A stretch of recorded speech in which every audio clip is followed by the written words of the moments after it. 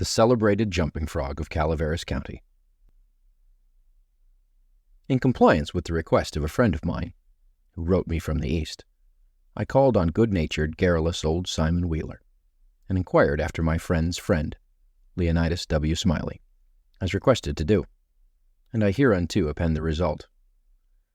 I have a lurking suspicion that Leonidas W. Smiley is a myth, and that my friend never knew such a personage, and that he only conjectured that if I asked old Wheeler about him, it would remind him of his infamous Jim Smiley, and he would go to work and bore me to death with some exasperating reminiscence of him, as long and as tedious as it should be useless to me.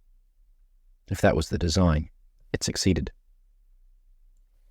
I found Simon Wheeler dozing comfortably by the bar-room stove of the dilapidated tavern in the decayed mining camp of Angels, and I noticed that he was fat and bald-headed, and had an expression of winning gentleness and simplicity upon his tranquil countenance.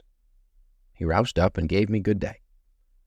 I told him a friend had commissioned me to make some inquiries about a cherished companion of his boyhood named Leonidas W. Smiley, Reverend Leonidas W. Smiley, a young minister of the gospel, who he heard was at one time a resident of Angels Camp. I added that if Mr. Wheeler could tell me anything about this Reverend Leonidas W. Smiley, I would feel under many obligations to him.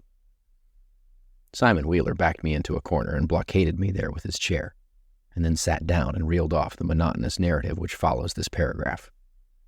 He never smiled, he never frowned. He never changed his voice from the gentle flowing key to which he tuned his initial sentence. He never betrayed the slightest suspicion of enthusiasm, but all through the interminable narrative there ran a vein of impressive earnestness and sincerity, which showed me plainly that, so far from his imagining that there was anything ridiculous or funny about his story, he regarded it as a really important matter, and admired its two heroes as men of transcendent genius in finesse. I let him go on in his own way, and never interrupted him once. Reverend Leonidas W. Reverend Lee... Well, there was a feller here once by the name of Jim Smiley, in the winter of '49, or maybe it was spring of '50. I don't recollect exactly, somehow. Though what makes me think it was one or the other is because I remember the big flume weren't finished when he first came to the camp.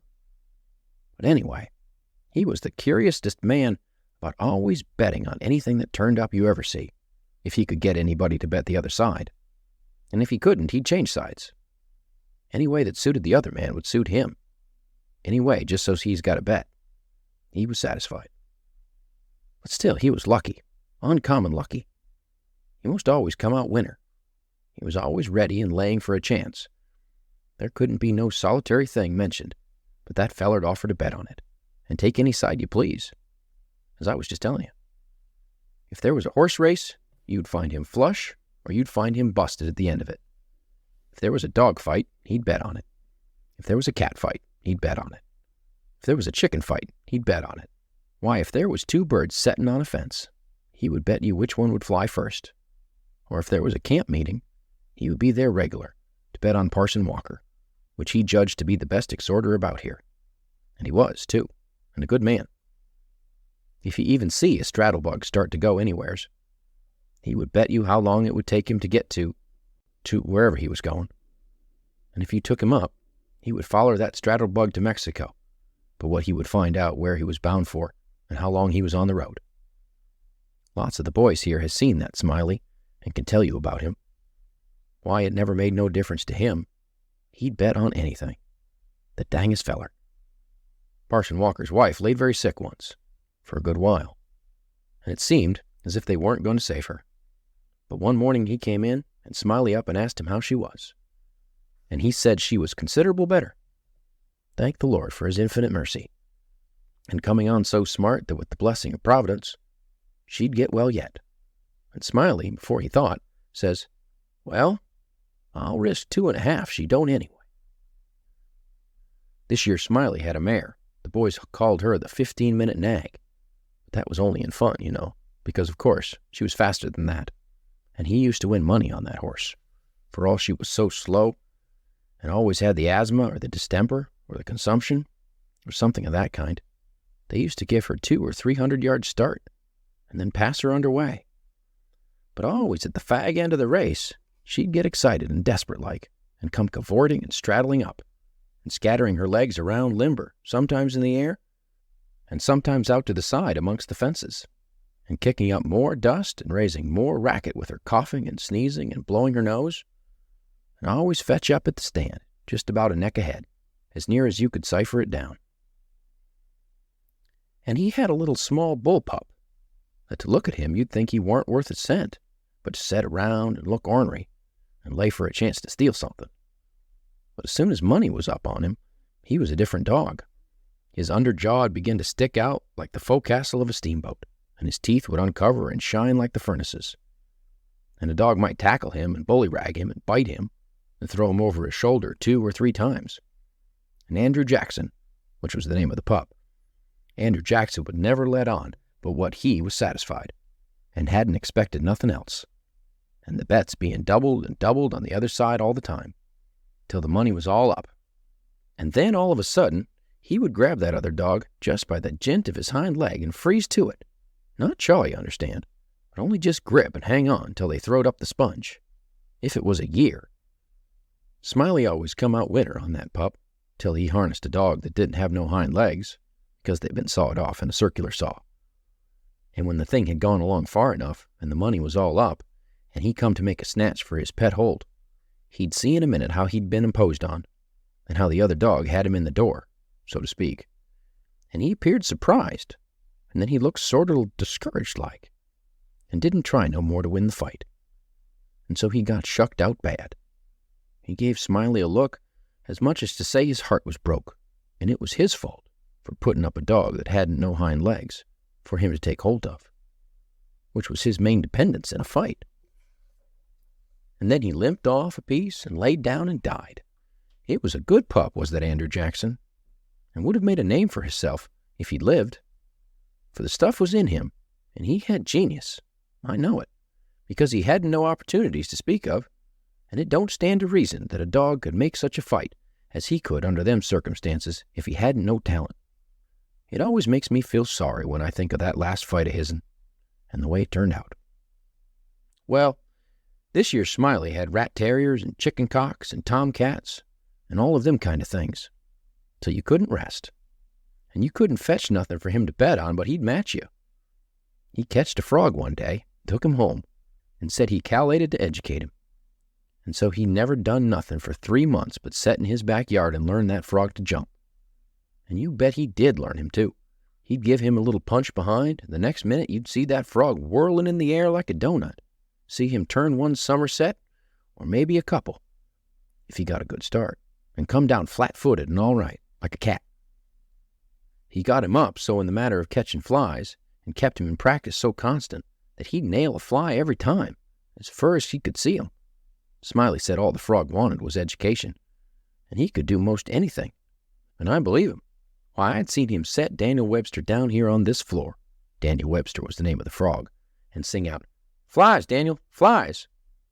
And quicker'n you could wink, he'd spring straight up and snake a fly off in the counter there, flop down on the floor again, as solid as a gob of mud, and fall to scratching the side of his head with his hind foot as indifferent as if he hadn't no idea he'd been doing any more than a frog might do.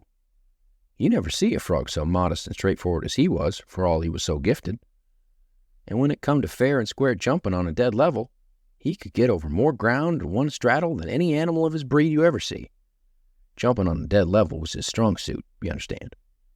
And when it come to that, Smiley would ante up money on him as long as he had a red. Smiley was monstrous proud of his frog, and well he might be, for fellers that had traveled and been everywheres all said he laid over any frog that ever they see. Well, Smiley kept the beast in a little lattice box, and he used to fetch him downtown sometimes and lay for a bet. One day a feller, a stranger in the camp he was, come across him with his box and says, "What might be that you got in that box?" And Smiley says, sort of indifferent-like, "It might be a parrot, or it might be a canary, maybe, but it ain't. It's only just a frog." And the feller took it and looked at it careful and turned it round this way and that and says, "So 'tis. Well, what's he good for?" "Well," Smiley says, easy and careless, He's good enough for one thing. I should judge he can outjump any frog in Calaveras County."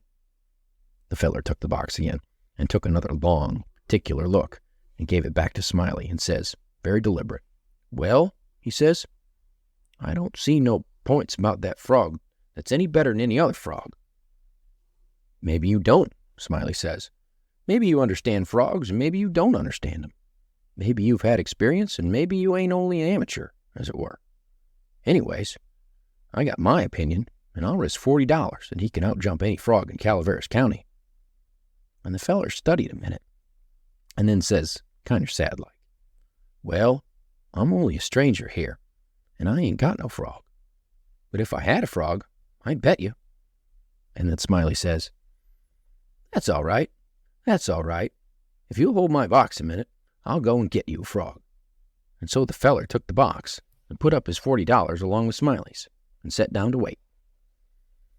So he sat there a good while, thinking and thinking to himself.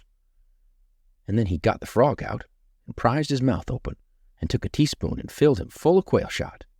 Filled him pretty near up to his chin and set him on the floor. Smiley, he went to the swamp and slopped around in the mud for a long time. And finally he catched a frog and fetched him in and gave him to this feller and says, "Now, if you're ready, set him alongside of Daniel, with his forepaws just even with Daniel's, and I'll give the word." Then he says, "1, 2, 3, get." And him and the feller touched up the frogs from behind, and the new frog hopped off lively. But Daniel give a heave and hysted up his shoulders, so like a Frenchman. But it warn't no use. He couldn't budge. He was planted as solid as a church. He couldn't no more stir than if he was anchored out. Smiley was a good deal surprised, and he was disgusted too, but he didn't have no idea what the matter was, of course. The feller took the money and started away, and when he was going out at the door, he sort of jerked his thumb over his shoulder at Daniel and says, very deliberate, "Well," he says, "I don't see no points about that frog that's any better than any other frog." Smiley, he stood scratching his head and looking down at Daniel a long time, and at last says, "I do wonder what in the nation that frog throwed off, for I wonder if there ain't something the matter with him. He appears to look mighty baggy somehow." And he catched Daniel up by the nape of his neck and hefted him and says, "Why, blame my cats if he don't weigh 5 pounds. Turned him upside down, and he belched out a handful of shot. And then he see how it was, and he was the maddest man. He set that frog down and took out after that feller, but he never catched him. And—" Here Simon Wheeler heard his name called from the front yard and got up to see just what was wanted. And turning to me as he moved away, he said, "Just set where you are, stranger. Rest easy. I ain't going to be gone a second."